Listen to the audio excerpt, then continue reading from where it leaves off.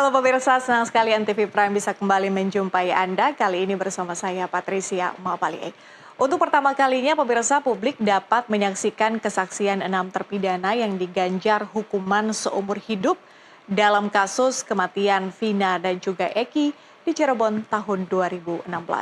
Mereka memberikan keterangan di sidang peninjauan kembali yang diajukan lewat kuasa hukum yang difasilitasi Peradi. Apa yang dapat dibaca dari kesaksian mereka hari ini dan apakah kesaksian mereka bisa mengubah pengungkapan kasus Vina dan Eki yang sudah gelap sejak 8 tahun silam.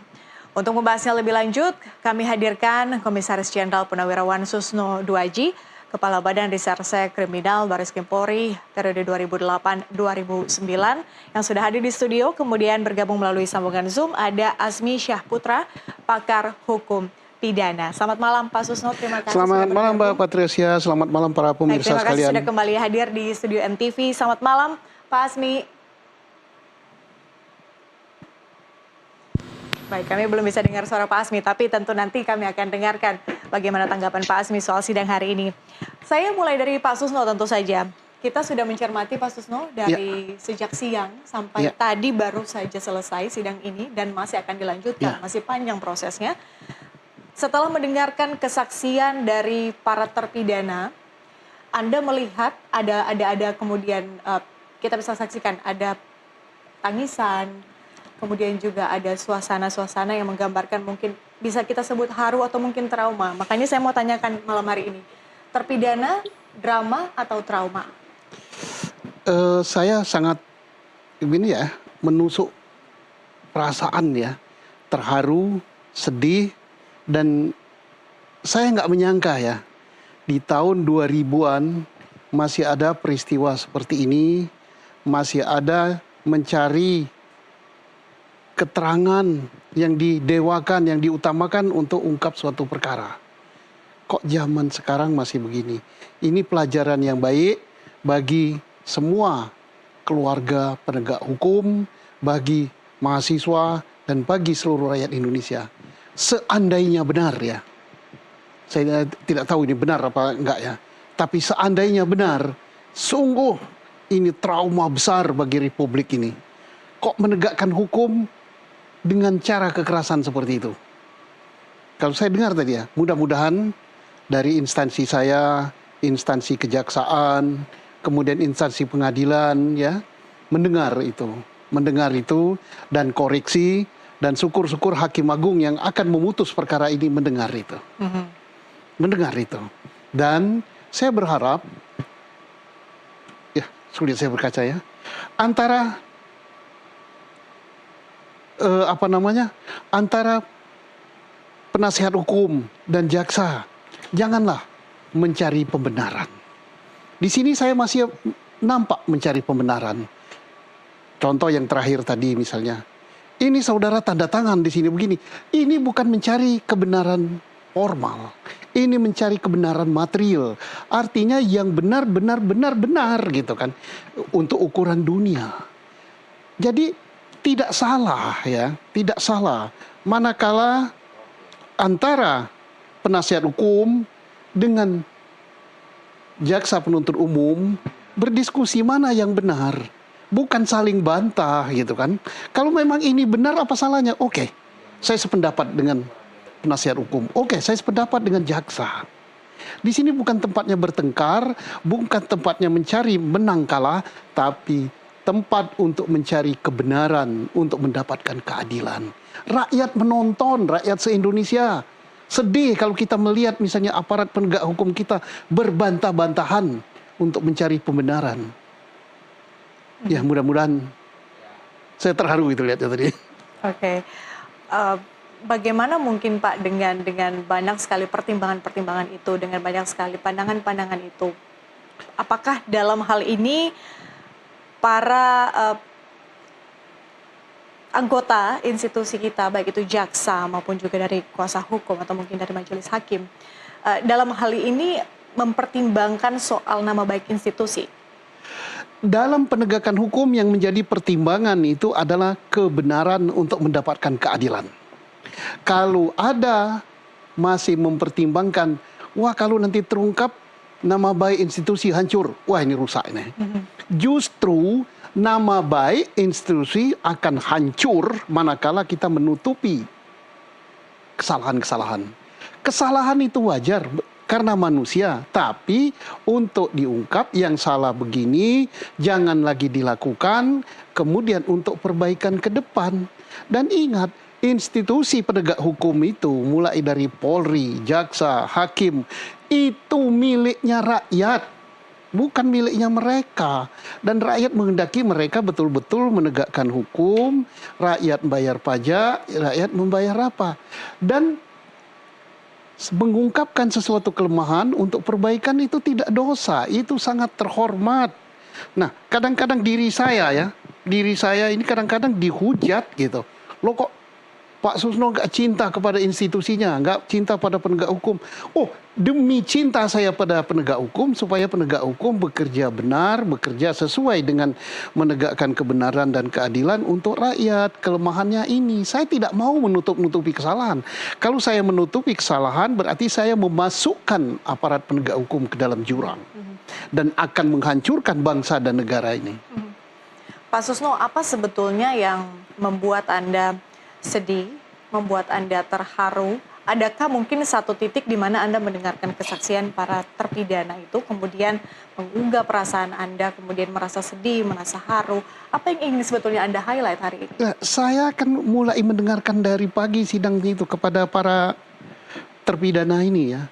Mereka ditangkap bukan dengan didahului alat bukti, tapi tangkap dulu baru cari buktinya. Cari buktinya didahului dengan mencari pengakuan. Cari pengakuan dilakukan dengan penyiksaan ya, yang keji, yang tidak manusiawi. Nah, ini yang buat saya begitu. Ada yang katanya ditembak dengan peluru karet, ada yang di strom. Kok masih begini gitu? Tapi mudah-mudahan apa yang dikatakan mereka itu tidak benar ya. Kalau tidak benar ya berarti aparat kita bagus semua gitu ya. Tapi kalau benar, saat ini, momen ini untuk kita melakukan perbaikan. Siapa yang harus melakukan perbaikan? Ya presiden dong. Presiden harus bertanggung jawab, walaupun mau turun berapa, 2 bulan lagi ya. Harus bertanggung jawab, perintahkan pimpinan, pucuk-pucuk pimpinan aparat penegak hukum. Ya, kalau pengadilan, ya ketua Mahkamah Agung. Benar nggak itu?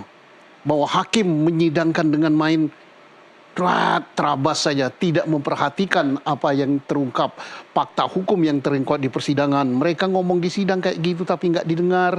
Mereka mulai ditangkap, ditangkap kemudian diperiksa, tidak didampingi tidak didampingi pengacara.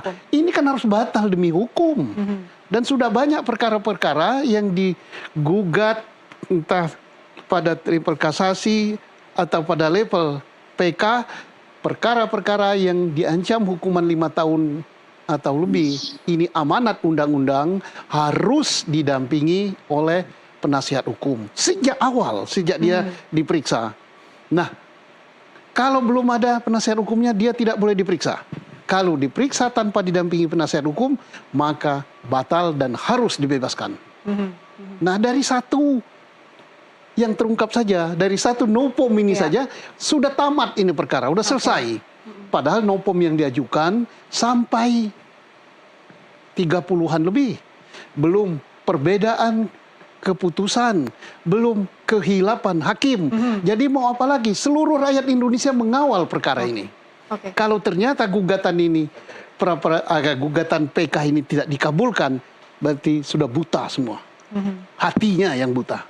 Oke, tapi tentu kita perlu kemudian mengikuti kasus ini, sidang ini, untuk mengetahui lebih lanjut apakah kesaksian itu benar, tentunya didukung dengan bukti-bukti yang kuat. Saya bicara tadi, kan saya dahului kalau benar kan. Baik, saya ingin ke Pak Asmi. Pak Asmi, jadi kesaksian terpidana apakah boleh disebut antitesis dari vonis mereka? Oh tentu, apa yang diungkapkan sekarang kan sebenarnya adalah bahwa aparat kita atau sistem peradilan pidana kita, polisi, jaksa, dan hakim telah tersandra dalam kasus atau putusan yang diambil pada waktu itu.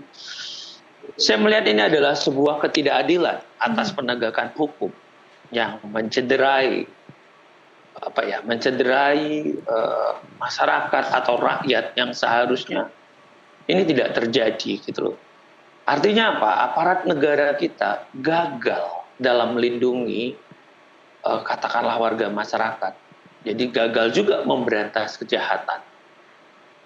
Hal-hal tersandra hari ini karena apa? Ada lubang-lubang yang dulu seharusnya bisa ditegakkan.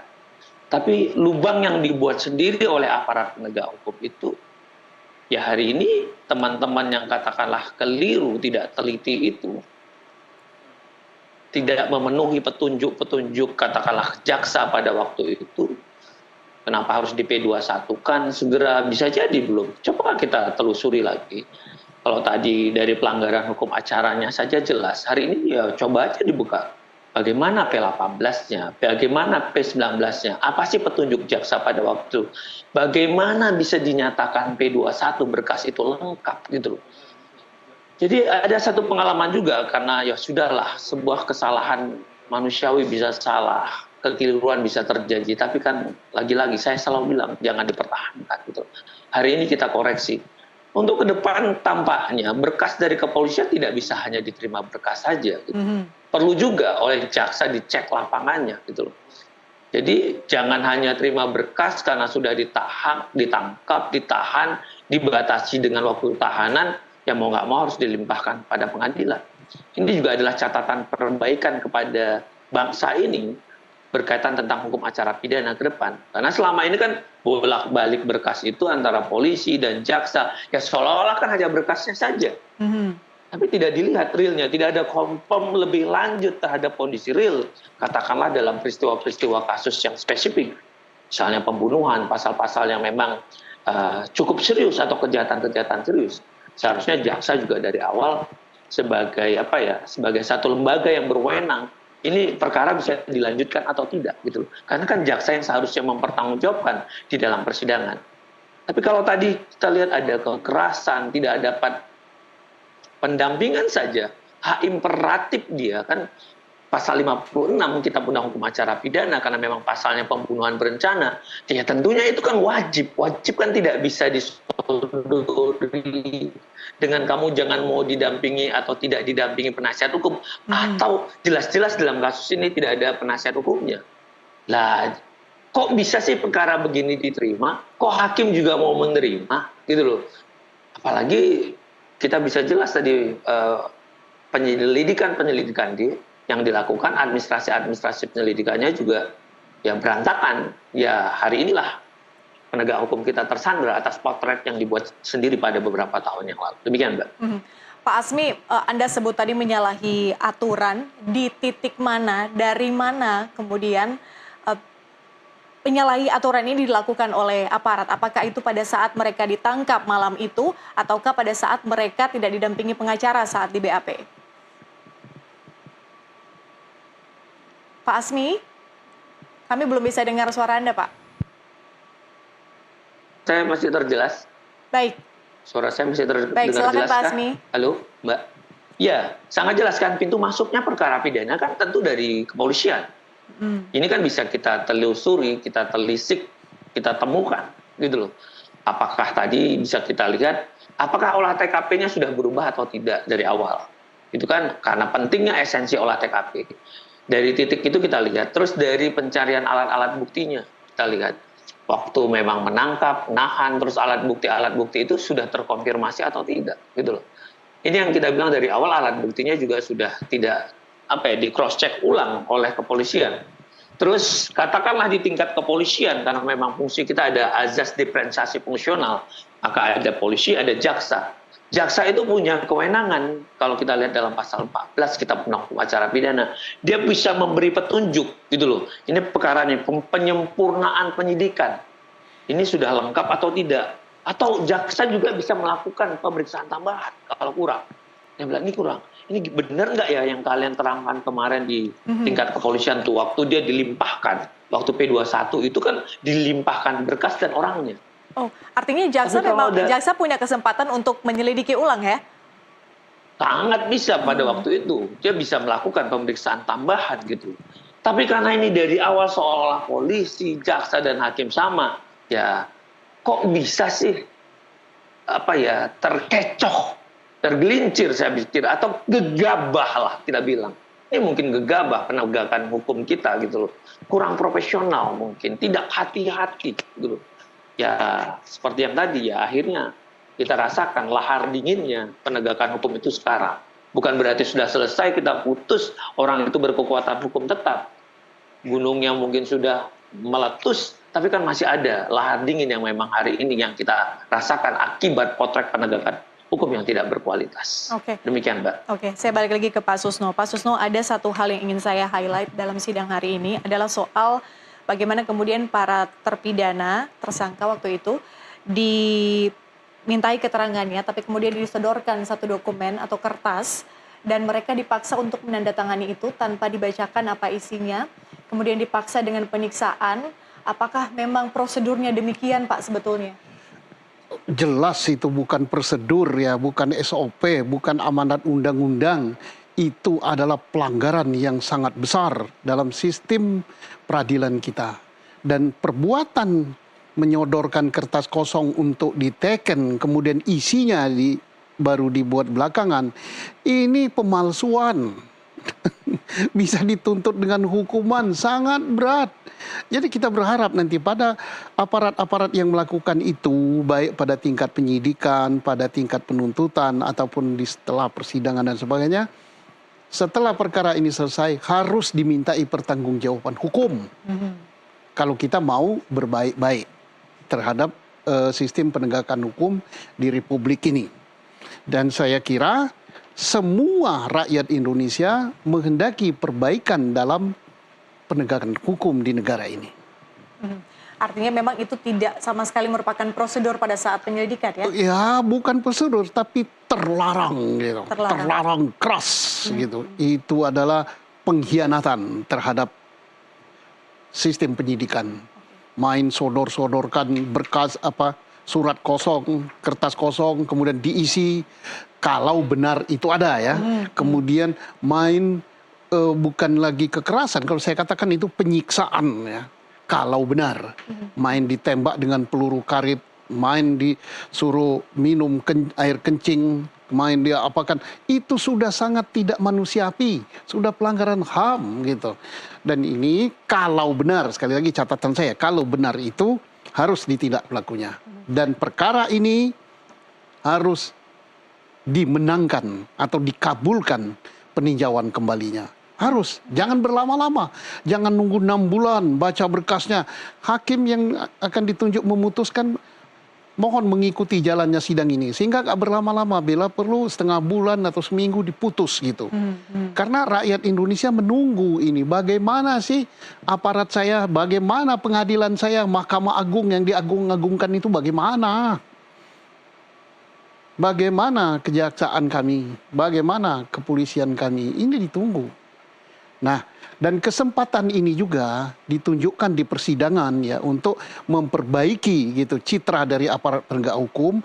Jangan ngeyel-ngeyelan di sidang itu karena rakyat udah tahu, semua udah tahu, orang nggak sekolah hukum pun udah tahu kasusnya ini. Udah terbuka kan ke publik. Semua bisa nonton di podcast, semua bisa nonton di WA Group, semua bisa lihat di stasiun televisi, disiarkan, segala macam menyiarkan. Ya kalau aparat penegak hukum masih main ngeyel-ngeyelan, ngotot-ngototan, mencari pembenaran, nah ini kacau kita ya. Kenapa? Semua perbaikan itu harus dimulai dari niat sini. Niat itu terwujud dengan perbuatan. Kita melihat aparat penegak hukumnya. Bagaimana sih hakim yang nyidangkan? Nonton rakyat begini. Bagaimana jaksanya? Bagaimana penasihat hukumnya? Oh begitu. Oh katanya cari kebenaran. Tapi ini kok main ngotot-ngototan cari pembenaran. Mudah-mudahan ada perubahan paradigma daripada sidang pra-peradilan ini. Yang dicari adalah kebenaran. Bukan ngotot-ngototan, bukan nutupi kesalahan untuk perbaikan negeri ini. Apalagi kita baru berbicara soal PK para terpidana ya. Kita kemudian belum kembali lagi ke inti kasusnya seperti apa. Sampai saat ini belum ada perkembangan. Pun demikian siapa yang diperiksa, bagaimana perkembangannya itu juga belum ada update sampai sejauh ini. Iya, kita dari melihat ini saja ya, tidak masuk di dalam baru nonton saja, kita tahu ini peradilan ini bukan pengadilan ya, tapi peradilan mulai dari hulu sampai dengan putusan yang katanya berkekuatan hukum tetap itu babaliut. Siapa yang bisa mengatakan ini tidak babaliut? Bukalah berkas. Ada yang semestinya dijadikan alat bukti, tapi tidak dijadikan alat bukti.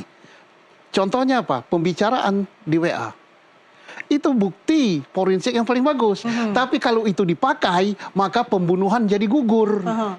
Karena apa? Di berkas itu terjadinya pembunuhan jam 21. Di pembicaraan apa namanya BBM message jam 22 lewat 24 10 detik masih hidup. Berarti gugur yang ini. Nah, alat bukti yang tidak ada dibuat ada, alat bukti palsu. Contohnya apa? Ada SMS dari yang namanya siapa tuh? Andi kepada Sudirman. Lah, teleponnya nggak ada, SMS-nya nggak ada, tapi dalam berkas ada itu. Dan lebih gawat lagi, manusianya tidak ada. Kan dinyatakan oleh Polri bahwa yang namanya Andi itu fiktif. Lah, kok fiktif ngirim SMS? Dan itulah dijadikan dasar pembuktian delik pembunuhan berencana. Kenapa? Dengan SMS itu dikatakan itulah bukti bahwa ini pembunuhan berencana terbukti. Kan ngawur ini. Malu ceritakannya. Ini mahasiswa Fakultas Hukum semester 2 aja udah ngerti itu. Tapi ini terjadi oleh hakim yang menyidangkan. Ya monggo dicari siapa hakimnya yang pertama menyidangkannya. Katanya udah jadi ketua pengadilan. Kacau kalau ketua pengadilan kayak gitu. Baik. Oke, kita harus jeda terlebih dahulu. Pemirsa tetaplah bersama kami. NTV Prime Dialog akan kembali usai jeda.